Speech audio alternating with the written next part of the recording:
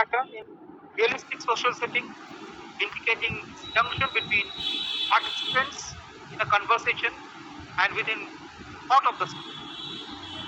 So in the play, both hyperbole, understatement are used for ironic of spoken words. Hinchcliffe finds an iron language and construction as the writer's only defense against the chaos of living it. There is an excess of language in and there is also a dearth, kind of scarcity of language. The characters speak a lot, and when the characters are meant to communicate, they fail with the language. Beckett employs repetition to forestall the free flow of the other thought. This ellipses such as silence and hesitations. The words are placed between silence for greater emphasis. There is an excessive use of language in Beckett's play and an inadequacy of meaningful discourse. Technique, words and expression, abrupt ellipses, silence, all these carry the vitiated power of language. In this play, the vocabulary of ordinary conversation closely follows the speaker. Language is also devalued to convey the failure of human communication. Through a heightened awareness of language, characters conceal their true identity, intentions, and even project their illusions through an equally non-communicable language. Failure of language and communication terminate the use of cliches. Cliché become more meaningful for its power of spontaneity. Vocabulary exhibits the mere accident of daily discourse. Action and gesture negate the meaning of spoken words. Along with semantic confusion, find lexical items are also distorted or a strategic theatrical confusion for heightening the comic effect and create irony of. According to Arnold P. Hitchcock, creator of absurd, is one of the ways of building up to a universe that has actually lost its meaning purpose. They exposes this anxiety, displays the loss, the fear, and hypocrisy of post-war European society. This type of theatre of Beckett stands midway between tragedy and farce, and between naturalism, realism, or even realism and surrealism. By blending the tragic with the farcical, Beckett constantly fluctuates between the sordid existential crisis and the light, superficial entertainment. Situation in the play have vaudeville theatricality and aroused laughter. There is a thin line dividing the tragic and comic, and we often find that tragic transcends limits and the comic transcends. The tension between surface revelry and repressed pain generates a humor of horror, almost like Winter's comedies of menace. Beckett has explored the comic vein to expose underlying anguish. Waiting for Godot is actually a play based on games. Game playing is a theatrical device that has often been used by the absurdists to suggest the meaninglessness of human action. There is too much of action in Waiting for Godot, and there is constant redundancy of the purposefulness or the meaningfulness of such action. In Waiting for Godot, the tramps play several tricks and games. Even in Endgame, we find Ham is given a whistle. Whistle signifies game. In Tap's last tape, the recorded voices are played as in a game of memory, as Crab keeps on eating one banana after another on the stage. Even in Janet's play The Maid, game playing becomes a harrowing passion for Claire and Solange. In retrospection, in Janet's play The Maid, Solange says, "Do you think I'm going to keep playing the game and then at night go back to my golden cot? Game will be even be able to go on with it? Will we ever Continue with the game. So in Edward Always Play, Who's Afraid of Virginia Woolf? There's this night-long game of fun and revelry, culminating in the tragic revelation and shattering of illusions. Similarly, Beckett's theatricality is definitely performance oriented. He uses mimicry, parody, mime, farce, dance, singing. All these are part of his theatrical. Some games are drawn from mundane domestic life, such as the games of humiliation, blemished, socializing, adoration, appreciation, polite meaningless talks. Some games are violent and aggressive, such as the act of crucifixion, the proposed act of hanging, revenge, hostility, arrogance.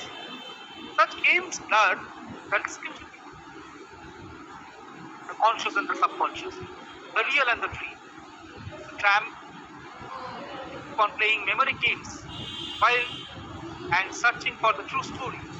Combining the tricks of vaudeville and the musical comedy, it works on improvisational play acting, by inventing games, language games, games of confusion, situational games, even the games of narrative or storytelling.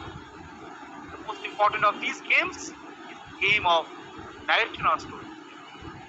Prospero's role is done by Pozo, and like Prospero, also the play narrating stories. That's Pozo's role as a ringmaster narrator, par excellence. He is an orator. Several meta-linguistic games are also played by Vladimir and Estragon, such as the game Celebrating Happiness. Vladimir says, "You must be happy to happy now if you only knew it." Estragon asks, "Happy about what? Back again with me. Would you say so?" Say you are, and even if it's not true, what am I to say? Say I am happy. I am happy. Oh, I am. So am I. So am I. We are happy. Keep on playing this game of happiness. What do we do? Estragon says, "What do we do now that we are happy?" Vladimir gives the answer. We are happy. Okay, what shall we do? Wait for Godot?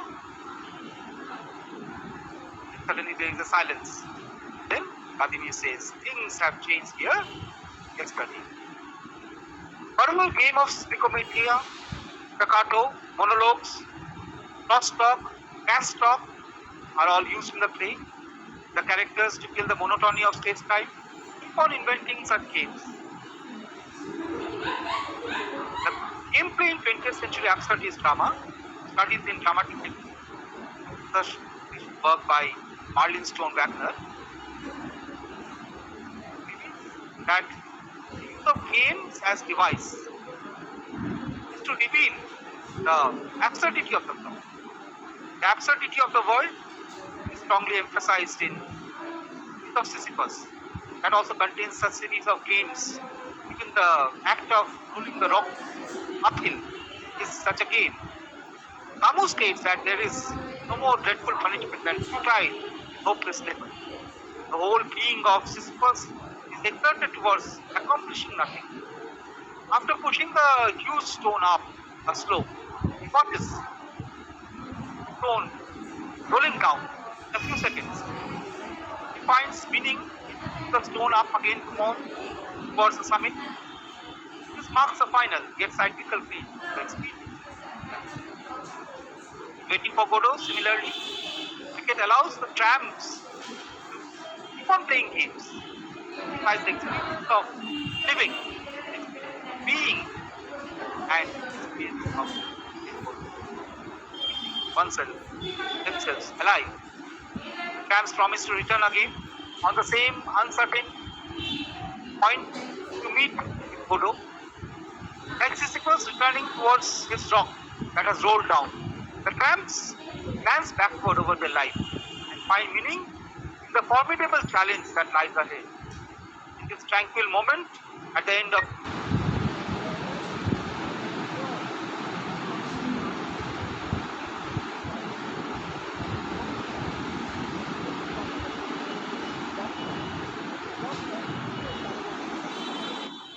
bring the threads and themes of the play together. The song is circular in form. It is a rondeau. Rondeau means a French form of octaves.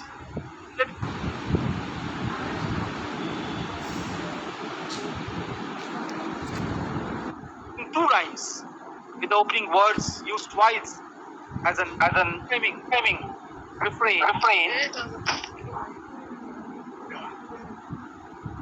At the end of the Sujata, can you please mute your audio? There's an echo. The interruption. It's okay. In Waiting for Godot, we find this use of a rondeau, the song, the dog song. The opening words are used twice in an unrhyming refrain at the end of the second and the third stanza. In Waiting for Godot, this subject matter is violence and existence. The song expresses a weird resurrection. Yes. Sorry for interrupted. Ma'am, the audio was very echo. No, it's not happening now. Mahashweta, you can mute your audio and please listen to it carefully. It's not echoing now. হচ্ছে ওই জন্য বললাম তাহলে কি আমি একবার left হয়ে join করব? হ্যাঁ কর। Okay, thank you, ma'am. Sorry, sir. Sorry for these technical issues. Waiting for Godot, its subject matter is violence and existence, extinction of human beings. The song, the dog song, expresses a weird resurrection within its repeated stanzas. The dog is made immortal by having his story told and retold on a tombstone for the eyes of dogs to come, echoing the main theme of waiting, despair and longing. So I must read the lines of the song just for a relaxation after this monotonous long speech. Vladimir begins with a high tone. A dog came in. Having signaled too high, it stops. Here's its tone and resumes. A dog came in the kitchen and stole a crust of bread and cooked up and kicked him till he was dead. Then all the dogs came running and took the dog to stops again. Fruits.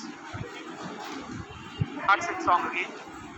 When all the dogs came running and took the dog to and wrote upon the tombstone for the eyes of dogs to come.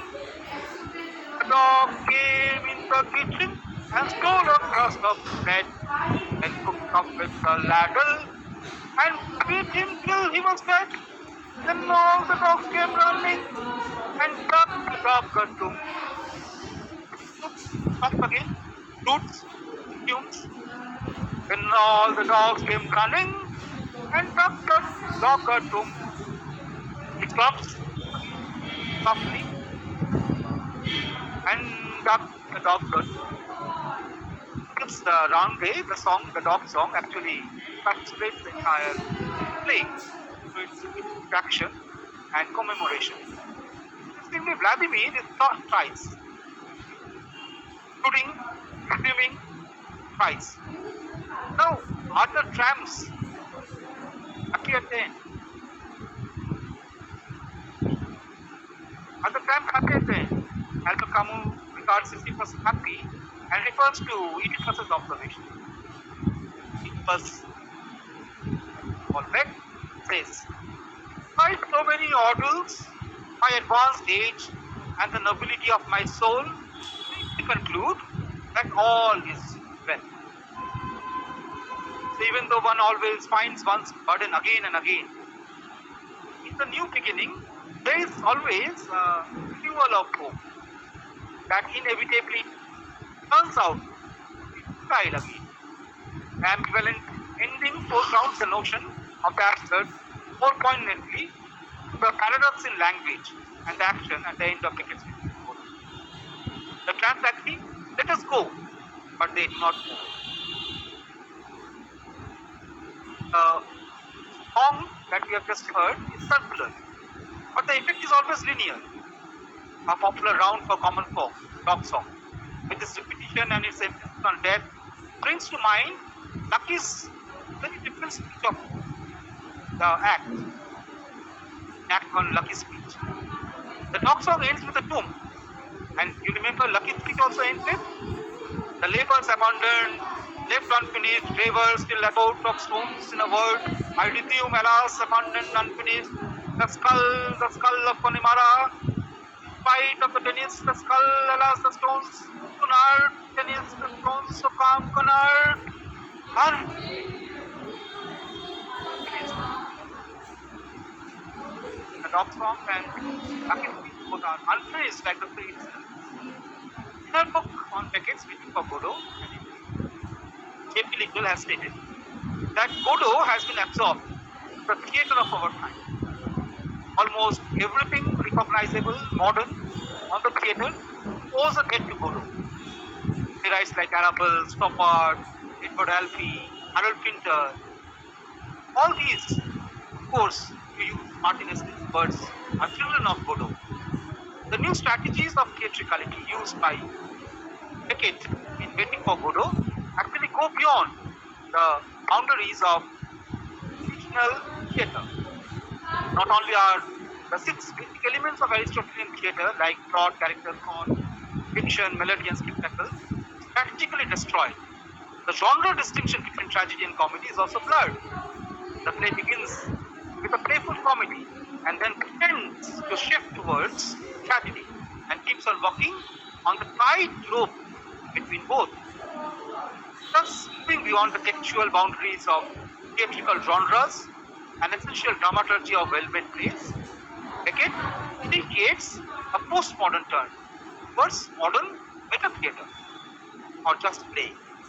This postmodern turn in theatricality would make it easier for us, the children of Godot, Waiting for Godot, to write freely.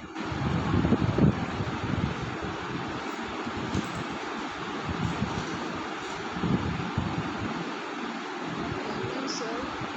Thank you for your beautiful lecture.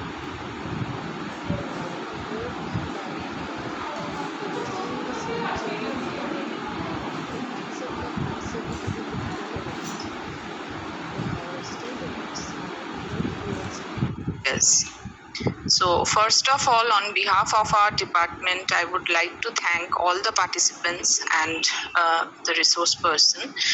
And we apologize for the inconvenience as we have experienced some technical difficulties today before starting the webinar. But I would like to specially thank Professor Urpita Ghosh for your kind support. And now we will move towards some question answer session. If you have any question, any doubt, so raise your hand and ask one by one.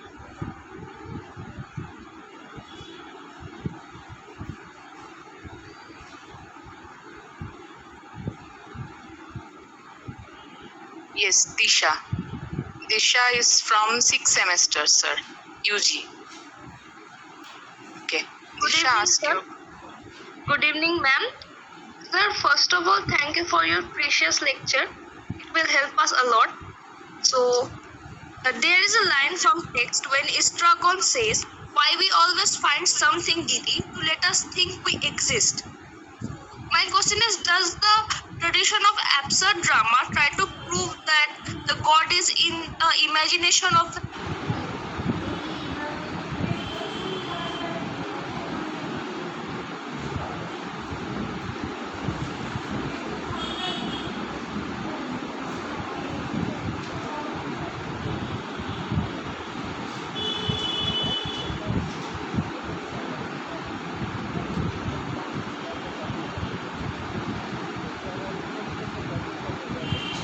of the existence in this world remains to be solved. That is what Beckett is saying. Don't depend on Godot to solve your problems. Rather solve it yourself. That is all I can say.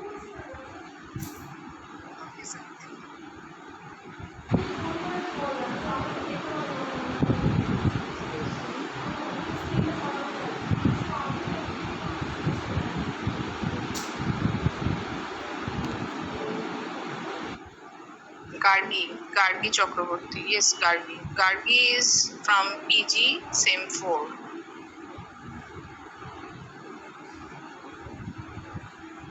Hello, sir. Good evening. Thank you for your lecture. And today my question is, the Godot is here, the symbol of God as in the hope we answer.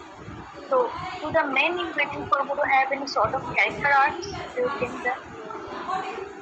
Repeat the question, please. I could not get. First of all, there is a confusion regarding the spelling. Godit that actually is derived from a French word that means boots rather than God. Okay. Yes, please So repeat your question. my question is, do the men in waiting for Godot have any sort of character arcs? Has any sort of Character arcs? characterization of Godot? Yes. No, sir. The other men. Other- Estragon and Vladimir. Do they have any character arcs? Yes, their character is aberrated in the place of the absurd, the degenerated world where the characters are presented in a state of continuous degeneration. There is a process of entropy, and if we try to frame the characters of Vladimir or Estragon, we find that these are parts of the single being, the contrariness of human life, or the dichotomy between the body and the soul, the matter and the spirit. There is this intellectual self of Vladimir that is made more prominent, and the physical self of Estragon that is made more prominent in the play. Through their conversation, of course, they transcend the barriers of their intellect as well as their physical presence, and both are physically present on the stage. So as far as the characters are concerned, the characters in the theatre of the absurd belong to that realm of theatricality that denies psychological characterization. Although they are human beings, they respond to the events and action in a psychological manner. Their past or the present or even their course of future action remains non-determined. They simply live a life of rituals and habits. They keep on living this existence. They try to make a framework of a biography, a story of their lives that is not fixed by time. So they are also prehistoric. They come from the biblical ages, and they come on this modern post-war world. So they are more symbolic rather than particularly human. Thank you. My Typical character drawn from typical situation based in a typical setting, the modern wasteland. Thank you, sir. My other question is, why discuss a philosophical idea in a work of fiction? Can you differentiate between politics, philosophy, life? So philosophical discussions are of course there in the work of fiction. Fiction itself is philosophical. So the first philosopher of remarkable achievement, Plato, first talks about these falsifying literatures that we have in our present. So the presence of the philosophical works through fictional forms, although totally discarded by Plato as falsifying dreams, written again and again in literature, because they are there and they justify themselves through these philosophical discussions. Definitely Waiting for Godot deals with the existentialist philosophy. It talks about uprootedness of man, of human beings. They are uprooted from their traditional past. Metaphysical anguish is there, ennui is there, a sense of alienation is there. They cannot simply tie with the world. There is a sense of total estrangement. They are placed in situations that they cannot fully explain. And yet they are there. They must, like all human beings, exist. So existence precedes existence. So philosophy must be there.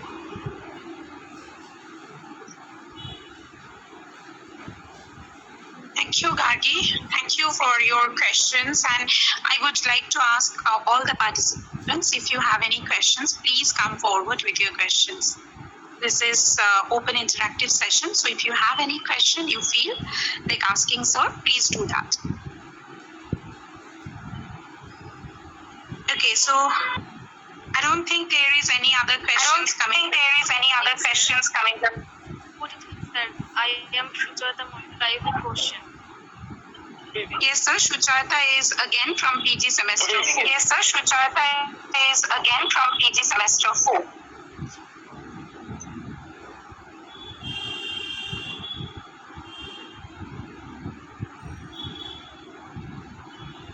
Yes, Shuchata. Yes, Shuchata. I have a question. What is the moral of the text, sir? Moral of the text is a very difficult question for me to answer.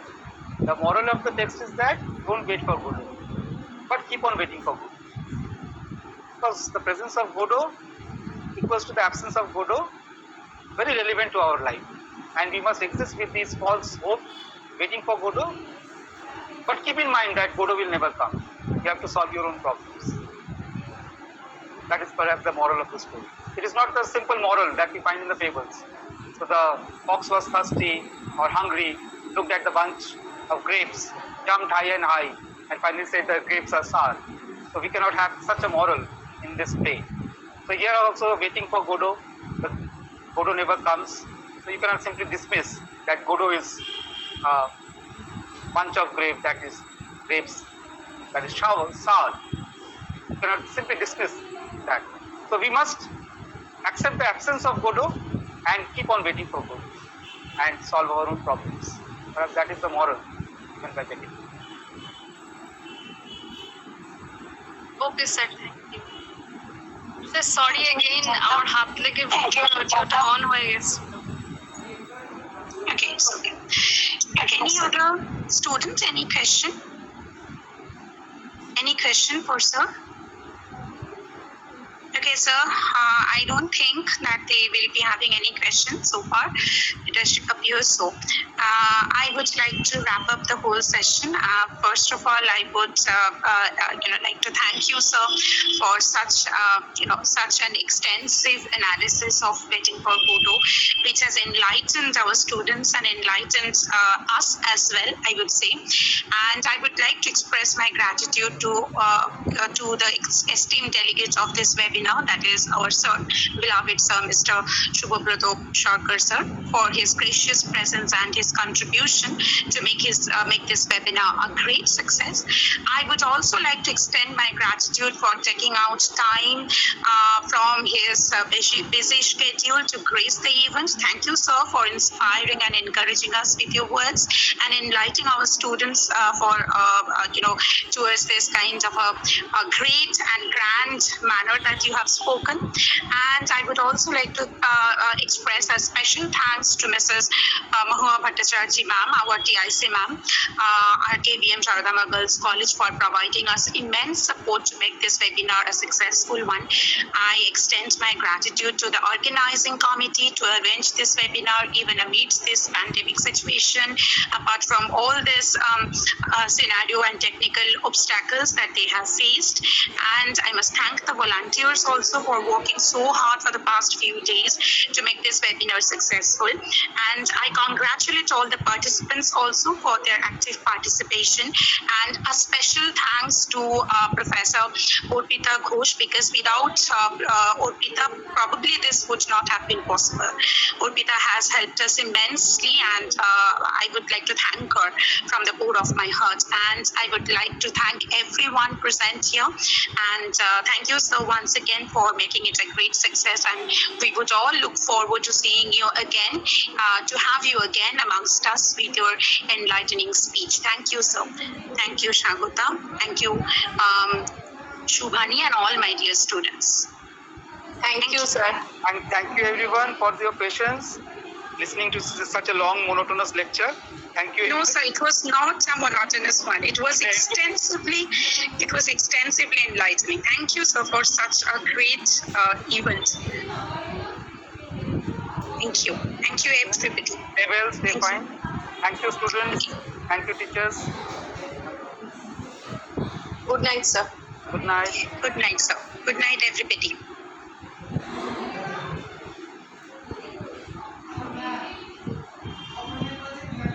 Arpita, আমি of করছি তাহলে মিটিংটা।